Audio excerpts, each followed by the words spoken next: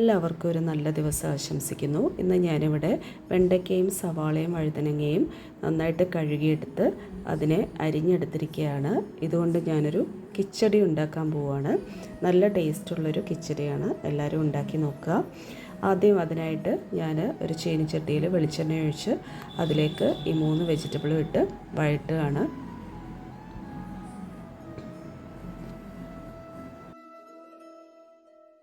ഉപ്പിട്ടു, കുറച്ച് മഞ്ഞളിട്ടു, എന്നിട്ട് ഒരു 2 മിനിറ്റ് വെളിച്ചെണ്ണയിലിട്ട് വഴറ്റുകയാണ്.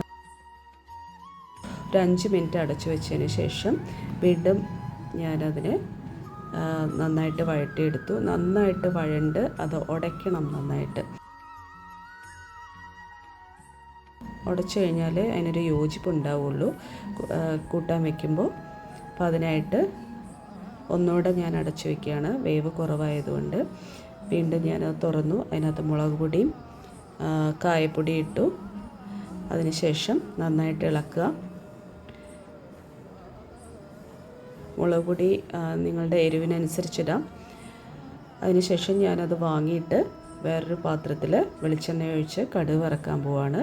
കടുകും ഉഴുന്നും വറ്റൽമുളകും ആണ് ഇടേണ്ടത്. കറിവേപ്പില ഇല്ലാത്തതുകൊണ്ട് അത് ഞാൻ ഇട്ടില്ല.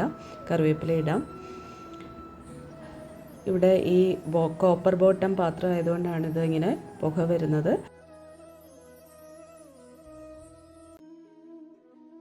ഇവിടെ നമ്മുടെ കടുകൊക്കെ പൊട്ടി തുടങ്ങി. ഇനി ഞാൻ വഴറ്റി വെച്ചിരിക്കുന്ന ആ കൂട്ട് ഇങ്ങോട്ടേക്ക് ഇടുകയാണ്.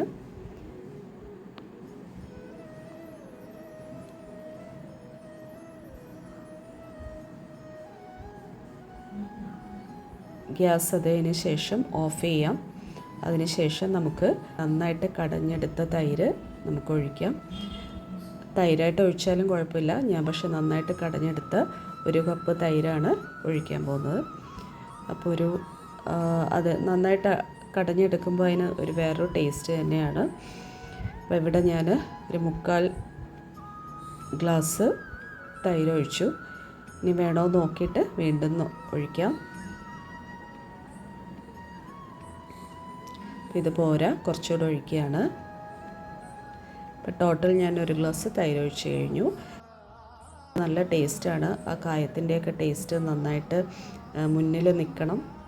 അപ്പോൾ നല്ല ടേസ്റ്റാണ് ഇതിന്. ഈ ഒരു കൺസിസ്റ്റൻസിയാണ് വേണ്ടത്. ഇത് നമുക്ക് ചോറിൻ്റെ കൂടെയും ചപ്പാത്തിയുടെ കൂടെയൊക്കെ കഴിക്കാൻ പറ്റുന്നൊരു വിഭവമാണ്. അപ്പോൾ എല്ലാവരും ഉണ്ടാക്കി നോക്കുക, അഭിപ്രായം പറയുക, സബ്സ്ക്രൈബ് ചെയ്യുക, സപ്പോർട്ട് ചെയ്യുക. Thank you.